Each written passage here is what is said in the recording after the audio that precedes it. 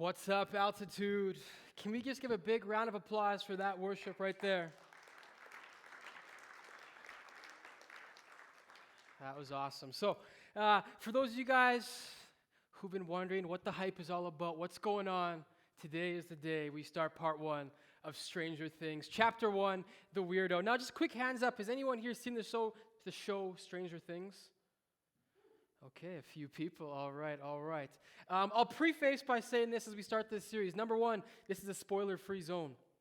So don't worry if you haven't seen it, if you plan on seeing it, if you're currently watching it, I am not going to tell you what it's about. I'm not going to spoil anything for you because nothing is worse than spoilers. Number two, I'm not encouraging you guys to watch this show. I've seen it. I like it. But I don't want anyone coming back here saying, I watched Stranger Things because you, now I have nightmares.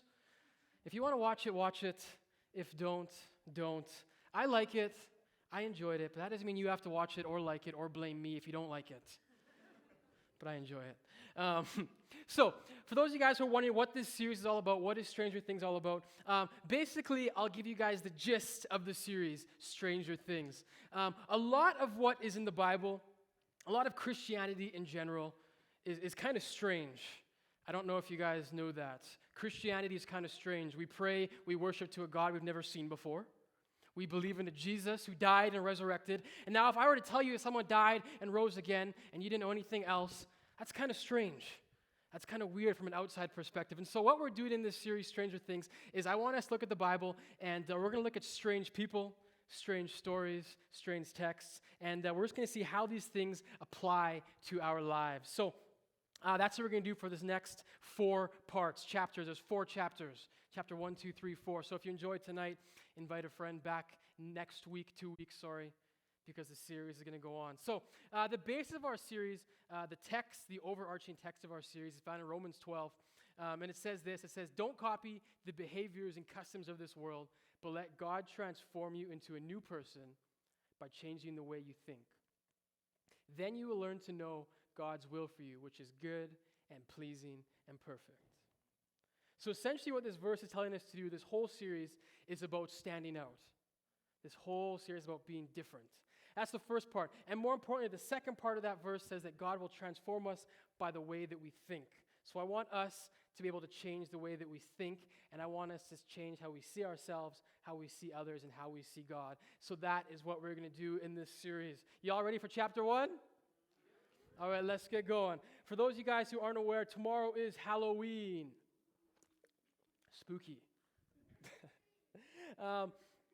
So, I'll tell you guys a story about Halloween in my life. Halloween in my life, it kind of went through different phases. When I was younger, a little wee boy, I enjoyed dressing up and I enjoyed getting candy. Because who doesn't like dressing up and who doesn't like free candy? But it's weird, as life goes on, you kind of go through phases. So when I was kind of like getting older, like 12, 13 years old, all of a sudden dressing up wasn't very cool anymore. Do you guys know that phase? You're too cool to dress up. But I still wanted candy. So what I would do a lot of times, I would just go door to door in my winter jacket. And because I wanted the candy. And then you'd ring the doorbell and you'd always get the annoying person. So what are you supposed to be? I'm like, I'm a 13-year-old that wants candy. Who are you? And the people that ask about who you are, they always have the worst candy too. You know, the people that have the best candy, they just give you the candy and they let you let you live your life. So that was one phase. I didn't dress up. I got candy. But then high school came along, and high school is a very different phase of Halloween. You no longer want to get candy, but everyone wants to dress up. For girls on Halloween in high school, it's very similar to elementary school. You just wear half of your costume, if you know what I'm saying. And I'm not endorsing it, I'm just telling you how it is. The older you get, for some reason on Halloween, the girls' costumes become simpler and simpler. So your favorite farm animals, they're gone. In grade 12, you're a sexy cow now. Your professions that you wanted to be, nurse, doctor, no, you're a naughty nurse now. That's just kind of how it went in high school. And for guys, it was difficult. Because for guys, there's a fine line between a cool costume and what the heck is that guy wearing? And so you have to kind of toe the line a little bit. So when I was in grade 12, when I was in high school, I remember Halloween that year kind of snuck up on me because I don't really care about it. And so all of a sudden it's Halloween. And so I'm like, okay, I got to dress up as something. What do I dress up as? So I went into my closet and I was like, yeah, I need something. And so like any Indian boy that grew up in the mid-2000s, I had a bright, white, shiny suit in my closet. And I was like, okay, we can work with that. And so I put the white suit on, and I'm like, okay, we need something else. So I saw a pair of shades on my dresser, put the shades on, and I was like, I just need one more thing. So I went to my bathroom, I got some face paint, and I put a mustache on me. And I was like, all right, I'm Halloween ready, baby. And so what I did, I had my costume, and I went to school, and I'm like, okay, I look good. This is good. You know, people saw me, they gave me the head nod, a couple of these, and I was like, a couple of those. And so I remember in English class, we were sitting there, and I got this question, and it kind of struck me. I didn't expect to get it. Someone turned to me, and they said, hey, what are you supposed to be? And at that moment, I was like, oh gosh. I was like, I didn't really think that far. I was like, you're actually supposed to be something when you dress up. And so I thought there, and I was like, what do I say, what do I say? And so I hit him back with the best thing I could possibly think of. What do you think I am? And he was like, someone from Miami? And I was like, yeah. Of course. And as I was thinking there, I just started thinking to myself, and I was like, oh my goodness. I was like, this is so embarrassing. I was like, I don't know what I am. I was like, how did I not think this through? And so as the day went on, every single person I seemed to run into, they kept asking me the same question, what are you supposed to be? And every single time and time again, I'd just be like, who do you think I am? Who do you think I am? And the more I got asked this question, the more embarrassed I became. Because I'm like, I'm just here in a white suit like an idiot. I've got this stupid mustache on my face. Long story short, by the end of the day, I'd taken my costume off because I couldn't handle the questions, the ridicule any longer. But the reason that I want to start with this story, the reason I want to tell you this story is because I think it's a feeling that we can all relate to. At some point of our lives, we've all had this feeling of being different, this feeling of being weird. And I don't know about you guys, but I think the majority of us do not like that feeling. We do not like that feeling of standing out, that feeling of being different. And for a lot of us, we spend so much of our times worrying about sticking out, being different, and we focus so much of our attention on what other people think. And so what I want us to do, and the reason I want to start with this story for this series, is what I'm doing in this series is I'm calling us to stand out, and I'm calling us to be different. And like I wanted to start with this story is so you guys understand, and I understand, that we all know it can be hard to stand out. It's hard to be different, because it's a whole lot easier to blend in with the crowd than it is to stand out. And so what I want to do today is I want to look at one of the strangest, one of the weirdest characters in the whole entire Bible. This guy, when everything was done one way, he'd do it another way. This guy was so strange that no matter where he went, he would always draw a crowd. He was so weird that no matter what he did, people always seemed to follow him. And naturally, he was so strange that he made enemies. So the person that I want to talk about today is Jesus. How many of you guys have heard of Jesus before? A few of you guys have heard of him. That's good. And now I want you guys to understand, if in case you're offended, I call Jesus weird. Weird is not bad. Weird is just different. And in case you don't think Jesus is weird, if you read the Bible, half the time people ask him questions, he responds in parables. If you guys were to ask me a question and I would respond to you in riddles, you guys would be like, oh man, this guy's weird. But that's kind of what Jesus did half the time. Half the time he spoke to people, he would respond to them in riddles. And so what I want to do today is I want to look at a story found in the book of John chapter 4. And it's the story of Jesus and a woman. So I need to give you guys a little context of this story, of what's going on. Essentially what had happened is Jesus and his disciples, I'm going to give you guys a geography lesson. Is that okay? It's okay, real quick. So Jesus and his disciples, they were in this place called Judea. And they're in this place, and basically Jesus was doing his thing, and so he started making enemies because people don't like him, people are different. And so he's like, okay, my boys, my 12, we got to roll. And so they were going from Judea to Galilee. And essentially what happened was this. In this time, there was Jewish people. So Jesus was a Jew. His people, they were all Jews. And Jews did not get along with Samaritans. That's Samaria right in the middle there. Can you guys see that? And so Jesus had to get from Judea to Galilee. And so generally speaking, most people, they'd walk all the way around, the Jews. They'd walk all the way around Samaria just so they would avoid the Samaritans, because Jews and Samaritans didn't get along. And that's just kind of how it was done. But in this story, Jesus gets his boys, he gets the 12, and he says, we're going straight through Samaria. And that's where we pick up our story today. Jesus and his disciples have gone through Samaria. His disciples are off buying some food, and Jesus runs into this woman at a well. by herself. It's about noon. It's right in the afternoon, and that's where I pick up our story, John chapter 4. And Jesus runs into this woman, and he says this. It says, soon a woman came to draw water, and Jesus said to her, please give me a drink. He was alone at the time because his disciples had gone into the village to buy some food. The woman was surprised, for Jews refused to have anything to do with Samaritans. So what happens in this story is there's a woman at a well, and she's there, and Jesus says, can I have a drink? And this woman gets surprised, because like I told you guys, Jews and Samaritans just didn't see eye to eye. They didn't get along. So what Jesus did here was strange. What Jesus did here was weird for two reasons. Number one, she was a woman. Number two, she was a Samaritan. The reason that she was a woman in this time, women were not quite like today. They were sort of lower class. And so for a Jewish teacher to be talking to a woman, that was risque. That was something you just didn't do. But Jesus, he's strange, in case you guys are not getting the picture now. And so he wasn't too worried about that. But the biggest thing and the biggest reason that this was strange was there was a reason that the woman was getting water at noon. So basically in these days when you filled up your water at the well, you'd get water at two times. You'd get water first thing in the morning, or you'd get water late at night because it was cool. In the middle of the day, it was scorching hot and no one would get water. So the only reason that someone would get water at noon is because she didn't want anyone to see her. She didn't want to have contact with anyone. So the final reason this is weird, this exchange is weird, is because Jesus is talking to someone who would have been an outcast, a known outcast. There was something about her that kept other people away and that kept her from wanting to be seen by others.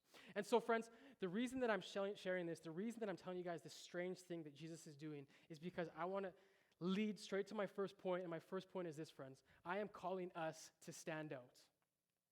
I'm calling us to be different in this series. And you may be thinking, well, that's pretty easy, that's pretty straightforward. But the thing is, like I said, for the majority of us, we spend so much of our lives trying to fit in. So much of our lives worrying about what other people will think about us. And in life, it's a whole lot easier to fit in than it is to stand out. It's a whole lot easier just to blend in than it is to stand out.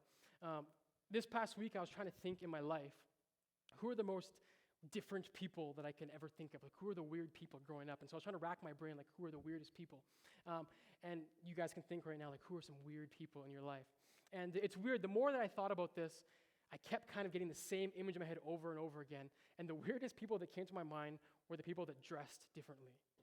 That was the only image that came to my mind. I remember when I was in elementary school, there was this guy in my class, and he would wear shorts in the middle of winter. This is Edmonton winter we're talking about. You guys all know that. And I'm like, man, this guy's weird. Like, it's minus 40 outside. He still has shorts on. That's weird. That was one weird person. Another weird person, when I was in grade 8, there was this girl in my class, and she wore the same tracksuit to school every single day. Every single day. The shirt under changed sometimes, but the tracksuit remained the same. That's weird. The last weird people I tried to think of was high school. And the weirdest people I thought were people who wore winter boots in high school to school. That's weird. There's no recess in high school. Wear normal shoes. I'm sorry if I offended anyone who wears boots to school. But it's the point that I'm trying to tell you guys this. It's weird.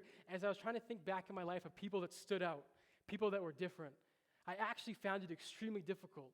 It was extremely difficult for me to think who were people that were different than everyone else. Who were people that stuck out? And the reason that I found this hard is because I think that for the majority of us, we just try to blend in. Everyone is trying to blend in. We all try to dress the same, talk the same, act the same, and very rarely in life will we meet people who stand out and who are different. But the first point, the first thing that I want us to do, friends, is I want us to stand out.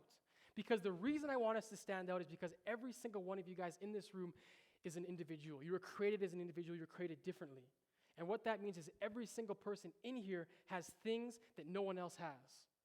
Every single one of us has talents, gifts, abilities that no one else has. But the problem is we spend so much of our time trying to be like everyone else, trying to act like everyone else, we can miss the things that make us unique. I was reading about an experiment this week that was done. It's called let me get this right. It's called the Ash Conformity Test. Have anyone guys heard this test before? Anyone? All right, y'all are going to learn right now.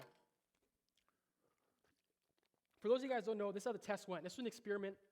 It was done a while ago, but it's continued to be done today in many different forms, many different ways. Essentially what happens is this. 6 people were placed in a room, in a line. 6 people, 1, 2, 3, 4, 5, 6. And what happens is something like this is put on the screen.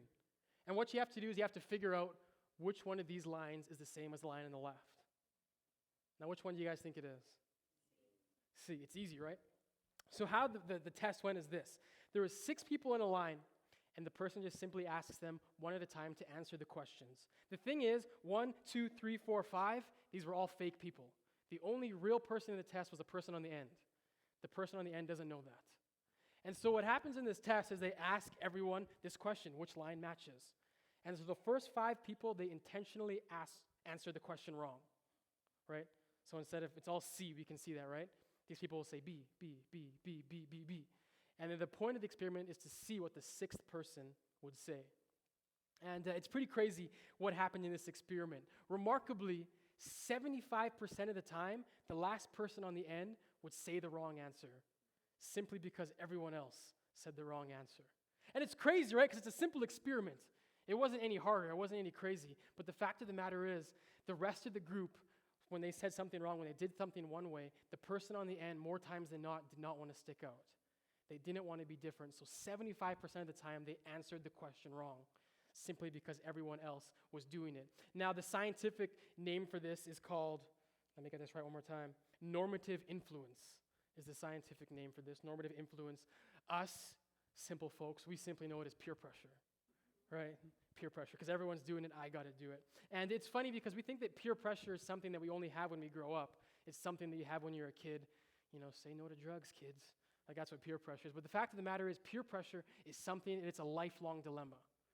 It's something that we will always deal with. And the point and the reason I want to share with you guys this experiment is because this is what life is like sometimes. So often in life, we don't want to stick out. We want to be the same as everyone else. So we do what everyone is doing simply because they're doing it. And in our hearts of hearts, whether it's right, whether it's wrong, whether it's what we want to do, we're like, well, I just got to do it because everyone's doing it. And the fact of the matter is, friends, the point is I want us to stand out. I remember when I was going to become a pastor, when I decided to become a pastor, I was 19 years old. And man, at that time, when I felt like this is what I was supposed to do, I was so scared to do it. And I wasn't scared because of the paycheck that was coming. That's not what scared me. What scared me is I kept wondering, man, what are people going to think about me? What are my family, what are my friends going to say? Because I'm not sure how many guys are aware of this, but there aren't too many 19-year-olds that want to be a pastor, at least around my parts. And so I was so worried. I was like, man, what will people think about me if I do this? What will people think of me if I stand out? And it's crazy to me as I look back now because everything in me just wanted to run away. Everything in me didn't want to do it.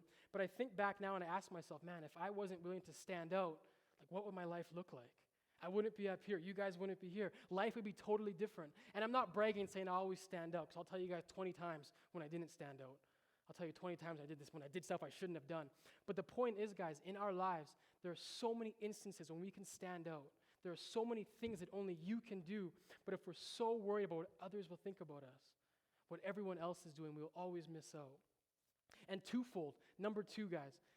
In life, and this is the overarching idea of this series, God is strange. God is weird. Christianity is weird. And if we are so concerned about what others will think about us, what others are going, how are they going to look at us, we'll never fully experience who God is. We'll never fully experience if we're just so worried, what are others going to think about me? What about this? What about that? And so the fact of the matter is this, guys, and this is what I kind of realized, a realization I had this week. I don't think that it's that we're afraid to be different. I don't think we're afraid to be different. I just think that it feels safer for us all to be the same. There's just something safe about not sticking out. But essentially what I'm calling us to do is I'm calling us to step out. I'm calling us to take risks and to be different. Because when we do that, we'll begin to look at life differently. Back to the story.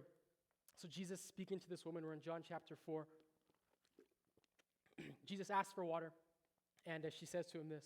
She said, you are a Jew and I'm a Samaritan, so why are you asking me for a drink? And Jesus replied, if you only knew the gift God had for you and who you were speaking to, you would ask me and I would give you living water. But sir, you don't have a rope or a bucket, she said, and this is a very deep well. Where would you get this living water? So resetting the stage here, Jesus is asked for water. And the woman in turn replies, saying, why are you asking me for water? And then Jesus replies, if only you knew the water I have living water. And this whole exchange seems rather confusing. And Jesus just kind of cementing himself is weird with these replies. But essentially, the gist of what Jesus is saying to this woman, what he's saying in the simplest terms, he's saying that you don't understand what I have to give to you because you are looking at me the same way that everyone else looks at me. You are looking at me from an outside perspective, strictly from a human point of view. And so the reason that I want to say this, guys, is that we have to stand out. And when we stand out, when we are different, we can then begin to alter our outlook. We can begin to change the way we see things and change the way that we experience things. One of the biggest reasons that I believe that we don't experience God in our lives is simply because our outlook doesn't allow it. Because we tell ourselves, man, I can't be different. I don't want to stand out. If I do this, I can't. And so often our outlook blocks us from seeing God. It blocks us from seeing God work in our lives. And more so than that, our outlook will block us from truly achieving our potential because our outlook has strictly been, what will other people think about me? What will others think of me if I stand out? But the point I'm trying to get across is simply this, friends. If we can begin to change our outlook, change our perspective, we will begin to see so many new things in our lives, and I guarantee you that God will use us in new ways. I don't know how many of you guys, before you see a movie, do any of you guys check IMDb before you guys watch a movie? Anyone do this? For me, generally speaking, I always check this out when I see movies. And it's a good barometer. That's actually how I started watching Stranger Things. Everyone was talking about it. I checked out on IMDb, and I was like, wow, 9. Things are rarely 9 on IMDb. And so it's a very confusing name. It's a tongue twister. So this thing was a 9, so I was like, hey, I got to check it out. So that's generally what I do. I always check the ratings on movies before I see them just to see if they're good. But this last Sunday, I didn't check the rating for once. We saw this movie, a few of us. It's called Keeping Up with the Joneses. I don't know if any of you guys have seen it. I didn't check what it was rated on IMDb. I didn't check what it was. We just kind of went into it blind. I saw the trailer. I kind of remembered it, and I was like, oh, let's go see it. So we all went and saw it, and I'll tell you, man, we had the time of our lives. It was a pretty funny movie. I laughed. I cried. I enjoyed the movie. And everyone we went with, we all enjoyed it. All of us, we were unanimous. That was a good movie. And so last Monday, I was sort of just sitting around, and I was like, hey, I wonder what that movie got on IMDb. I was like, it must have got a pretty high rating. And I went onto the little website thingy, and I checked it out, and to my dismay, it got like a 5 out of 10. And I was like, what? 5 out of 10? Now, generally speaking, I won't see movies that are rated like less than a 7, because it's not worth my time. I'm a busy man, I'll have you guys know. And so when I saw that rating, I was like, man, I can't believe it. And then I started to read some reviews from the well-known movie reviewers, whoever those guys are. It's a cool job you got there. I'd actually like that job a lot. It'd be kind of fun. But I started reading the things, and these guys are ripping the movie to shreds, saying all the bad things about it. And it's funny, as I was reading these things, I began thinking to myself, I was like, man, you know what? I was like, they're right. I was like, it wasn't that good. I was like, maybe we were all wrong. And I kind of started thinking, because, when you see the ratings, you start reading the reviews, it kind of starts to make sense. You're right, there was poor character development. And so as I was reading these things, I started to believe them. I started to tell myself, this movie isn't that good. But then I kind of snapped out of it, and I was like, man, why am I doing these things? I was like, I actually like that movie. I was like, I really like that movie. It was good. But the fact of the matter is, and the reason I'm telling you guys this, is because if I had just looked at that rating of that movie, I wouldn't have seen it. I wouldn't have gone to it because other people said it wasn't good. And now, I'm not saying that don't use IMDb, because for the most part, it's a very good barometer in terms of what to watch. But the fact of the matter is, the illustration is this, guys. So many times in life, we make decisions based on what other people have said. We do things based on what other people are doing. Half of us, our whole life revolves around other people. I'm going to do what they do. I'm going to act how they act. And what I'm calling us to do, friends, is stand out. And then we can begin to alter our outlook. Because when we start to see things for ourselves, when we're not worried what others think about us, what others are doing, I guarantee you our lives will begin to look more full. We will see things from a new perspective. I don't know how many of you guys in your life, you've been crippled by other people, but for me, this has been a big problem in my life. I'm so worried what others think about me, what others will think. And what I'm telling and what God is telling us today is if we can just begin to do things for ourselves, we will experience a new type of freedom in our lives. You will experience freedom because you're not weighed down by others' thoughts. You are living for yourself, and you are living not for other people, but for what you want to do. And you will live a life more fulfilled, and you will just live because God is going to use the talents that you have specifically, not what other people have, but what He has given you. And so, guys, what I'm calling us to do is to stand out and to be different. And apart from our lives, guys, most importantly, and this is kind of the direction I want to take us as we close, I honestly believe that in our lives, we will not experience who God is unless we embrace being different, unless we embrace being a little bit weird. This woman in her life, Jesus was right in front of her, but for her, all she saw was a Jewish man. All she saw was him, how everyone else saw him. And he sees her, and she doesn't even understand why he's there. But the fact of the matter is this, friends. When we begin to alter our outlook, when we're not worried about other people are thinking about us, we will see God from a new perspective. Verse 13 says this. The woman speaks to him. She says, "How can you offer better water than the one in this well," essentially? And Jesus replies, "Anyone who drinks this water will soon become thirsty again. But those who drink the water I give will never be thirsty again. It becomes a fresh, bubbling spring from within them, giving them eternal life." Essentially what Jesus is saying, he's saying, come to me. He's saying, I have something that won't run out. Come to me, I have something that cannot be taken away. Friends, people's opinions on us, what people think about us, those are all temporary things. Those are all things that will eventually fade away. I'll tell you guys, half the people in my life that I was so worried about what they think about me, I haven't ever seen them again. And it's the same thing for all of us. We're so worried about other people. What are they going to do? What are they going to think about me? Half the time, we're not going to see those people again. But do you guys know who we see every single day? We see ourselves in the mirror. That's who we see. And God says, don't worry about other people. Worry about yourself. Worry about what makes you happy. And what God is saying, if you come to me and you're not worried about any of those things, you're worried about just me, I will give you life eternal. And He says, I will give you something that won't run out. And what He's saying is He won't run out. What won't run out is when we no longer live life for other people. That is something that can't be taken away. When you live life for yourself and you're not worried about everyone thinking about you, I guarantee you your life will begin to look differently. And so essentially, friends, what Jesus is telling us in this last part, He is saying taste and see. He's saying taste and see what a life looks like when you're not worried about everyone else. You're only worried about yourself, about God. He's saying taste and see. So what I'm challenging every single one of us in this room, between chapter 1 and chapter 2, I want us to start living life for ourselves. I want us to start looking at God, how God sees us. And the Lord, the story closes and it says this. The woman says, "Please, sir, give me this water. Then I'll never be thirsty again, and I won't have to come here to get water." So when she hears about this, she's like, man, I want that. I want something that won't run out. I want that.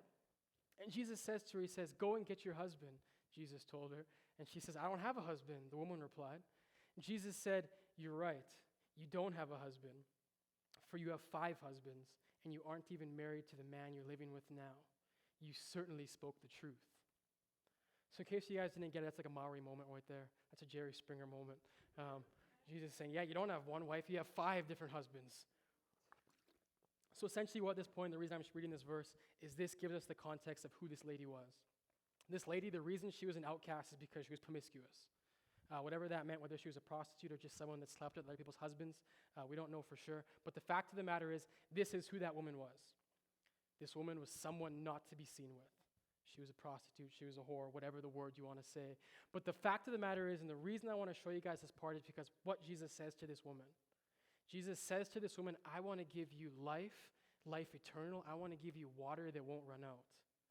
I want to give you something that no one else is beginning to give you. Because for this lady, what we know about her, she's getting her water at noon, which meant she doesn't want anyone to see her. She didn't want anyone to see her because she was so worried, what are they going to think about me? What will they think about me if they know about my past, about who I am? And it's funny, Jesus goes to her right in the middle of the day, and He sees her and He talks to her when no one else would talk to her. And He says, I want to give you something that won't run out. I want to give you life, and I want to give you life eternal. And so, friends, here's the strangest thing about Jesus I'm going to tell you guys right now. The strangest thing about who God is. God will never give us what we deserve. This woman deserved condemnation, but what God gave her was grace. This woman deserved to be shunned. This woman deserved not to be talked to, and that's why she didn't want to be seen. But Jesus says, I want to give you something. I want to give you something that no one else can give you. And so, friends, the reason that I want us to be different, the reason I want us to stand out is because I want us to taste and see what God can do for us in our lives. I want us to experience a Jesus who offers us grace. When everyone else tells you you're not good enough, tells you you're not this, you're not that, you can't do this because of this, you can't do this because of that, I want to introduce you guys to a Jesus who says you can. And a Jesus who says you are more than enough. And that is the God, that is the weirdo that we're talking about in this series. The weirdo that gives us grace, the weirdo that doesn't give us what we deserve. And so, friends, as we embark in this series, we're going to learn more things. But here's the overarching principle of who God is, and the reason that he's strange is he gives us something we don't deserve. And for me, that's the reason I want to stand out, because I want to stand out and honor someone who gives me what I don't deserve. And so, friends, that is my challenge, that is my gift from God to you is grace. Is grace. So if you guys want to just stand with me as we sing one more time.